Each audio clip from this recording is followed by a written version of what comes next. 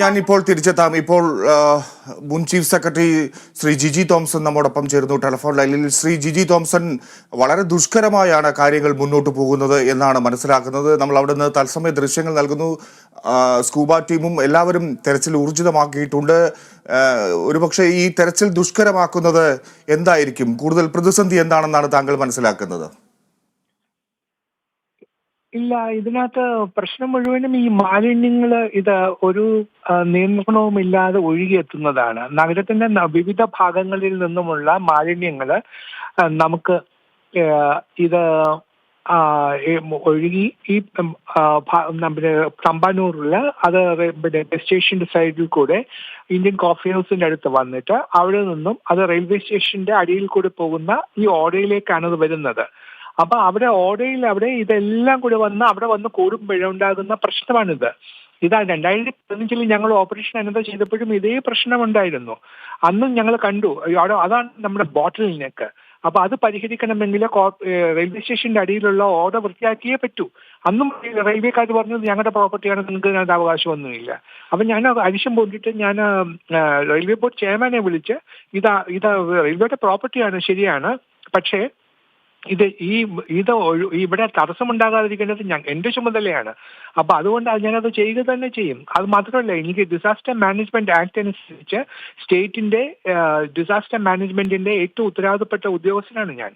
അപ്പൊ അതുകൊണ്ട് എനിക്ക് ചെയ്യാനുള്ള അധികാരമുണ്ട്. അത് ഗവൺമെന്റ് ഓഫ് ഇന്ത്യയുടെ ആക്ട് പ്രകാരം നടപടിയെടുക്കാനുള്ള അധികാരമുണ്ട്. അതുകൊണ്ട് അത് ചെയ്യണം. അപ്പൊ അദ്ദേഹം അപ്പം തന്നെ പറഞ്ഞു, ഒരു പ്രശ്നമില്ല, ധൈര്യമായിട്ട് ചെയ്തോളൂ, ഒരു പ്രോബ്ലം ഇല്ല എന്ന് പറഞ്ഞു.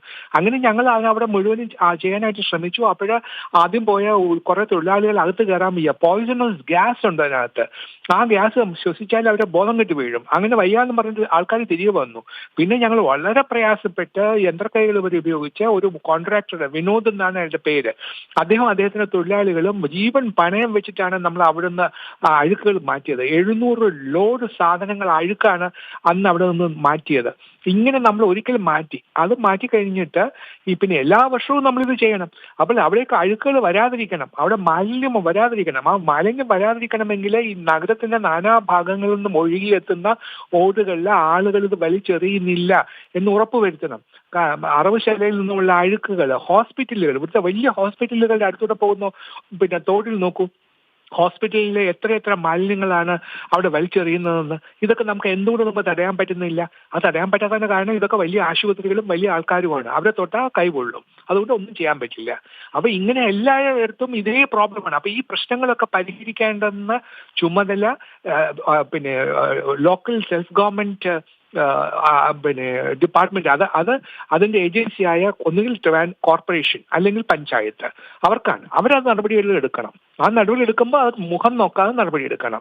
നമ്മളിപ്പോ 2015 കഴിഞ്ഞിട്ട് 2024 അപ്പൊ ഇത് നോക്കൂ, ഇത്രയും നാളും അവിടെ പിന്നെ ക്രോസ് സർക്യൂട്ട് TV വെച്ചിട്ടുണ്ടല്ലോ. എത്ര പേർക്ക് വരെ നടപടി എടുത്തു? നിങ്ങൾ സിംഗപ്പൂരിൽ ഒന്ന് പോയി നോക്കൂ. അവിടെ റോഡിൽ തുപ്പാൻ പറ്റുമോ? ഒന്ന് തുപ്പിപ്പോയാൽ $500 പിഴ, അറിയാമോ? ഒരു മനുഷ്യൻ ധൈര്യപ്പെടില്ല. നേരെ മറിച്ച് അപ്പുറത്തങ്ങോട്ട് മാറി ജോഹർ ബാറു എന്നൊരു സ്ഥലമുണ്ട്, മലേഷ്യയുടെ തെക്കേ അറ്റത്ത് കിടക്കുന്ന ജില്ലയാണ്, സിംഗപ്പൂരിന്റെ അതിർത്തിയാണ്. സിംഗപ്പൂരിൽ കൂടി കാറിൽ പോകുമ്പോൾ ആരും ഒന്നും ചെയ്യില്ല. ജോഹർ ബാറുവിൽ കടന്നു എന്ന് കണ്ടാൽ അവർ കാറിന്റെ ഡോർ വിൻഡോസ് താഴ്ത്തിയിട്ട് അതിൽ കൂടി കുപ്പികൾ വലിച്ചെറിയും. അപ്പൊ അതെന്താ? കാരണം അവിടെ എന്ത് ചെയ്താലും ഒരു ചുക്കുമില്ല. ഇതാണ് ഇവിടുത്തെ സ്ഥിതി. ഇങ്ങനെ ചെയ്ത് നമ്മൾ ഈ മാലിന്യങ്ങൾ മുഴുവൻ കൂട്ടി ഇതെല്ലാം കൊണ്ടുവരുന്നതാണ് ഈ പ്രോബ്ലം. ഇന്നലെ അവിടെ രക്ഷാപ്രവർത്തകര് അവിടെ നിന്ന് കടന്ന മാലിന്യങ്ങളെല്ലാം മാറ്റി. ഇന്ന് രാവിലെ ചെന്നപ്പോഴെന്താ? അതിന്റെ ഇരട്ടി മാലിന്യങ്ങൾ വരുന്നു. അപ്പൊ ഇത് ആരുടെ കുറ്റം? അപ്പൊ ഇത് നമ്മൾ കൃത്യമായിട്ട് ചെയ്യുന്നില്ല എന്നുള്ളതാണ് ഈ രക്ഷാപ്രവർത്തനം. എന്തായാലും 2015 താങ്കളുടെ അധികാരം ഉപയോഗിച്ച് അത് ചെയ്തു, അത് വൃത്തിയാക്കി. അതിനുശേഷം മനസ്സിലാക്കുന്നത് ഒരു നടപടിയും ഈ വൃത്തിയാക്കലിന് നടന്നിട്ടില്ല എന്ന് തന്നെയാണോ താങ്കൾ ഉറപ്പിച്ച് പറയുന്നത്? അതിനുശേഷം ഇന്ന് വരെ ഡിസാസ്റ്റർ മാനേജ്മെന്റ് ആക്ട് അനുസരിച്ച് ഒരു നടപടിയും എടുത്തതായി എന്റെ അറിവിലില്ല. എന്തായാലും ഈ തോട്ടിലേക്ക് മാലിന്യം വലിച്ച് നമുക്ക് ഒരു പൊതുസമൂഹത്തിനും ചില ഉത്തരവാദിത്തങ്ങൾ ഉണ്ടല്ലോ. ഇന്നലെയും ഈ മാലിന്യം വീണ്ടും ഒഴുകിയെത്തുകയാണ്. ഇതൊക്കെ കാലാകാലങ്ങളായി ഈ ആമയിഴഞ്ചാൻ തോടിന് സംഭവിച്ചുകൊണ്ടിരിക്കുന്നത് എന്താണ് ശ്രീ ജിജി തോംസൺ? ഇല്ല, നമ്മുടെ നാട്ടുകാരുടെ പൗരബോധം എന്നല്ലാതെ എന്താണ് പറയേണ്ടത്? നമുക്ക് ഇവിടെ നമ്മൾ ഈ പിന്നെ സ്മാർട്ട് സിറ്റിയുടെ ഭാഗമായിട്ട് ഇപ്പോഴ് ജൈവ മാലിന്യവും അജൈവ മാലിന്യങ്ങളും ഒക്കെ വേർതിരിച്ച് വെക്കാനും സംഭരിക്കാനും ഒക്കെ ബിന്നുകൾ എല്ലാ വീടുകളിലും എത്തിക്കുമെന്ന് പറയുന്നു. എൻ്റെ വീട്ടിൽ എത്തിയിട്ടില്ല. എല്ലായിടത്തും എത്തിക്കുമെന്ന് പറയുന്നു. ഇത് എത്തിച്ചു കഴിഞ്ഞാൽ ഇതൊക്കെ കളക്ട് ചെയ്ത് ഇതൊക്കെ ഡിസ്പോസ് ചെയ്ത് അതാത് രീതിയിൽ അത് മാനേജ് ചെയ്യണം. പിന്നെ അതിനുപരിയായിട്ട് നമ്മുടെ തിരുവനന്തപുരം എന്ന് പറയുന്ന സ്ഥലം 7 കുന്നുകളുടെ മീതെയാണ് ഇരിക്കുന്നത്. അപ്പൊ അവിടെ നിന്നും ഒഴുകുന്ന വെള്ളം നാച്ചുറലായിട്ട് കടലിൽ ചെന്ന് ചേരും. അത് ചേരുമ്പോൾ അതിന് തടസ്സം നിൽക്കുന്ന എല്ലാ എൻക്രോച്ച്മെന്റുകളും മാറ്റേണ്ടി വരും. അപ്പൊ ഈ പറയുന്ന ഓടകളൊക്കെ നോക്കൂ, ആ ഓടകളെല്ലാം മാറി. ഇപ്പൊ എനിക്ക് എന്റെ വീടിന്റെ തൊട്ട് മുമ്പ് ഒരു ഓട ഒഴുകുന്നുണ്ട്. രാമപുരം ലെയിൻ എന്ന് പറഞ്ഞ ലെയിനിൽ കൂടി ഒരു ഓട ഒഴുകുന്നുണ്ട്. ആ ഓടയുടെ തുടക്ക ഭാഗം എന്റെ വീട് ഇരിക്കുന്നത്. അവിടെ ഓടയ്ക്ക് 3 മീറ്റർ വീതിയുണ്ട്.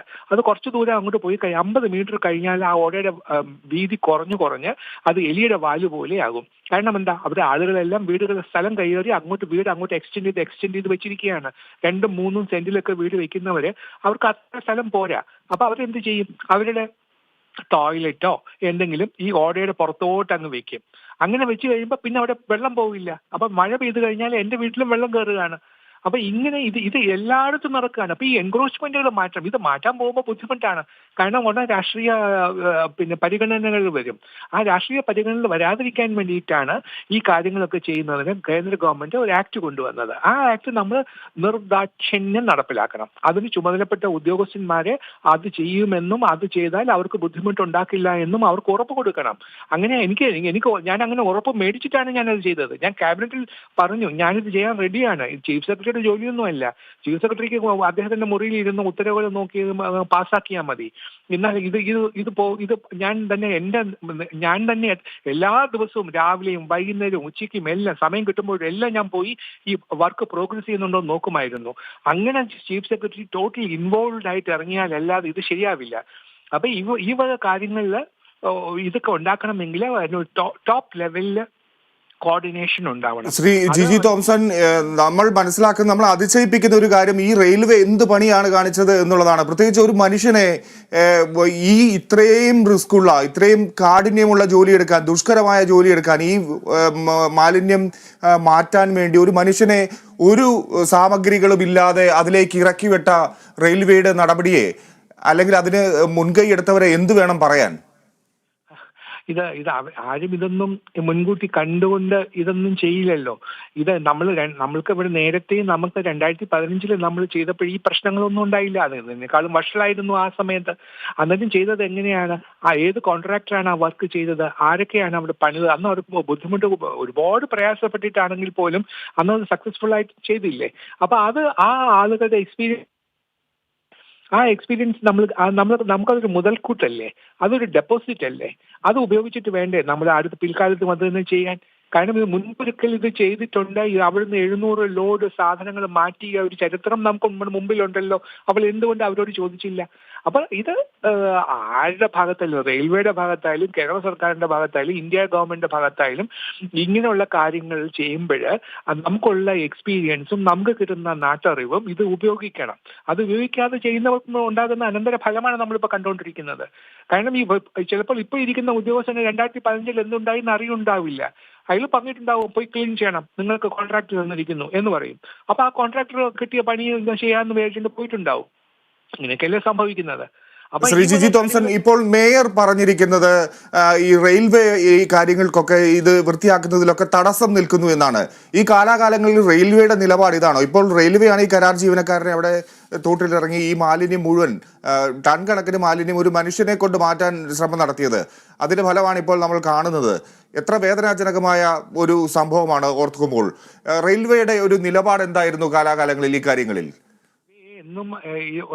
ഇതൊന്നും ക്ലീൻ ചെയ്യുന്ന ഒരു ഏർപ്പാട് റെയിൽവേക്ക് ഉണ്ടായിരുന്നില്ല. റെയിൽവേ അപ്പോഴാണ് നമുക്ക് 2015 ഈ വെള്ളപ്പൊക്കം വന്ന് ഞങ്ങളതെല്ലാം ഓരോ ഓർഡറുകളും ക്ലിയർ ചെയ്ത് വരുമ്പോൾ ഞങ്ങൾ കണ്ടു റെയിൽവേ സ്റ്റേഷൻ അടിയിലുള്ള ഓർഡർ വൃത്തിയാക്കാതെ നമ്മൾ ചെയ്തിട്ട് ഒരു കാര്യവുമില്ല. കാരണം ഈ എല്ലാ ഓർഡറുകളും വന്ന് ജോയിൻ ചെയ്യുന്നത് റെയിൽവേ സ്റ്റേഷന്റെ അടിയിൽ കൂടി പോയി സെൻട്രൽ സ്റ്റേഷൻ വഴി ഗണപതി ക്ഷേത്രത്തിന്റെ സൈഡിൽ കൂടെ ഒഴുകി പോയി അതിന്റെ പിന്നാലെ രാമചന്ദ്രൻ ടെക്സ്റ്റൈൽസിന്റെ പിന്നിൽ കൂടെ പോയി അടുത്തുള്ള മറ്റേ ആശ്രമത്തിന്റെ അടുത്തൂടെ പോയി അത് ലൂസിയ ഹോട്ടലിന്റെ അവിടെ ചെന്ന് അവിടുന്ന് പിന്നെ പടിഞ്ഞാട്ട് പോകുന്നതാണ് നമ്മുടെ ഒരു പാറ്റേൺ. അതാണ് നമ്മുടെ രീതി. ഇത് ഈ ഒഴുക്ക് അങ്ങനെയാണ് പോകുന്നത്. അപ്പൊ അങ്ങനെ പോകുമ്പോൾ നമ്മൾ ആ സ്ഥലങ്ങളെല്ലാം നമ്മൾ ക്ലിയർ ചെയ്യണം. അപ്പൊ അത് റെയിൽവേയുടെ ചുമതലയാണെന്നും പറഞ്ഞ് നമ്മൾ റെയിൽവേയുടെ തലയിൽ കെട്ടി വെക്കണ്ട. സ്ഥലം റെയിൽവേയുടേതാണ്. പക്ഷേ ഇത് ഈ മാലിന്യങ്ങൾ അവിടെ കൊണ്ട് തള്ളിക്കഴിഞ്ഞിട്ട് ഇനി നിങ്ങൾ ക്ലീൻ ചെയ്യണം, നിങ്ങളുടെ ചുമതലയാണ് എന്ന് പറയുന്നതിൽ എന്താണ് ന്യായമുള്ളത്? അത് ശരിയല്ല. റെയിൽവേ അങ്ങനെ പറഞ്ഞിട്ടുണ്ടെങ്കിൽ അതിനെ ഓവർ റൂൾ ചെയ്യണം. റെയിൽവേ ബോർഡ് എന്നും പറഞ്ഞൊരു സാധനമുണ്ട് ഡൽഹിയിൽ. അതിനൊരു ചെയർമാനുണ്ട്, വലിയ അധികാരമുള്ള ആളാണ്. റെയിൽവേ മന്ത്രിയെക്കാളും അധികാരമുണ്ട് റെയിൽവേ ബോർഡ് ചെയർമാന്. അപ്പൊ അദ്ദേഹം വളരെ സീനിയർ ആയിട്ടുള്ള ഉദ്യോഗസ്ഥനാണ്. അദ്ദേഹത്തെ വിളിച്ച് പറഞ്ഞാൽ അപ്പൊ പ്രശ്നം പരിഹരിക്കും. അങ്ങനെയൊക്കെ ചെയ്യണ്ടേ? അങ്ങനെയൊക്കെ നമ്മൾ ചെയ്യാതെ നമ്മൾ പരസ്പരം ഇത് റെയിൽവേയുടെ കുറ്റമാണ്, കോർപ്പറേഷന്റെ കുറ്റമാണ് എന്ന് അങ്ങോട്ടും ഇങ്ങോട്ടും പറഞ്ഞിട്ടൊന്നും ഒരു കാര്യവുമില്ല. ശ്രീ ജിജി തോമസ്, അവസാനമായി ഒരു കാര്യം കൂടി ചോദിച്ചോട്ടെ. ഇപ്പോൾ ദൃശ്യങ്ങളിൽ കാണുന്നുണ്ട്, അവർ എന്തോ യന്ത്ര സംവിധാനങ്ങളൊക്കെ ഉപയോഗിച്ചാണ്, ക്യാമറയും ഒക്കെ ഉപയോഗിക്കുന്നുണ്ട്, അതിൻ്റെ വെള്ളത്തിൻ്റെ ഉൾക്കാഴ്ചകളൊക്കെ കാണാനും മറ്റും. പക്ഷേ ഇവരൊക്കെ ആ ഒരു ഓടയുടെ നിർമ്മാണ രീതി അല്ലെങ്കിൽ അതിൻ്റെ ഒരു സംവിധാനം ഇതൊക്കെ വെച്ച് നോക്കുമ്പോൾ ഇവരൊക്കെ പകച്ചു നിൽക്കുന്നൊരു കാഴ്ചയാണ് പൊതുവിൽ നമുക്ക് കാണാൻ കഴിയുന്നത്. നമ്മുടെ സംവിധാനങ്ങൾ, സാമഗ്രികൾ, ഈ സേന, ഇതൊക്കെ ഇത്തരം ഒരു അപകടം വന്നാൽ പെട്ടെന്ന് പ്രവർത്തിക്കാൻ സുസജ്ജമാണോ? എന്റെ അറിവില് സുസജ്ജമാണ്. നമ്മുടെ ഡിസാസ്റ്റർ മാനേജ്മെന്റിന്റെ പറ്റി ഞാൻ നോക്കുമ്പോഴെല്ലാം നാഷണൽ ഏജൻസികളെല്ലാം വളരെ വളരെ ആത്മാർത്ഥമായിട്ടും വളരെ കഠിനമായിട്ടും പ്രയത്നിക്കുന്ന ആൾക്കാരെ ഞാൻ കണ്ടിട്ടുണ്ട്. നോക്കൂ, നമ്മളിപ്പോ അവിടെ ഉപയോഗിക്കുന്ന റോബോട്ടിക് യന്ത്രം, എനിക്കത് പറയാൻ അറിഞ്ഞുകൂടാ. ആ റോബോട്ടിക് യന്ത്രം ചിലപ്പോൾ ഇത്രയും ആഴമില്ലാത്ത സ്ഥലത്ത് അത് ഇഫക്റ്റീവ് ആകുമോ എന്ന് എനിക്ക് അറിഞ്ഞുകൂടാ. കാരണം ആ റോബോട്ടിക് യന്ത്രങ്ങളെല്ലാം വലിയ ആഴത്തിലുള്ള കാര്യങ്ങൾ കണ്ടുപിടിക്കാൻ വേണ്ടി ഡിസൈൻ ചെയ്തിട്ടുള്ളതാണ്. ഇപ്പൊ നമുക്ക് വലിയ ഇപ്പൊ വിമാനങ്ങൾ അതിനൊരു നിശ്ചിത ഹൈറ്റിന് താഴെ അതിന് പോകാൻ പറ്റില്ല. അങ്ങനെ പോകാൻ പറ്റുന്നത് ഡ്രോണുകൾക്കേ പറ്റുള്ളൂ. അപ്പൊ ഇതിനൊക്കെ ചില നിബന്ധനകളുണ്ട്. ഇവിടെ അത് എത്രമാത്രം ഇഫക്റ്റീവ് ആകുമെന്ന് വാസ്തവത്തിൽ എനിക്ക് സംശയമുണ്ട്. പിന്നെ എന്തായാലും ഇപ്പൊ നമുക്ക് ഇതൊന്നും ഏത് മാർഗം ഉപയോഗിച്ചും ആ പാവം മനുഷ്യനെ കണ്ടുപിടിക്കുക എന്നുള്ളതാണല്ലോ നമ്മുടെ മുൻപിലുള്ള ദൗത്യം. അതുകൊണ്ട് ഗവൺമെന്റ് ഇപ്പൊ ചെയ്യുന്ന ഏത് കാര്യവും നമുക്ക് അതിന് കുറ്റം പറയാൻ പറ്റുമെങ്കിലും ഇപ്പൊ അതൊന്നും പറയാതിരിക്കുന്നതാണ് ശരി. വളരെ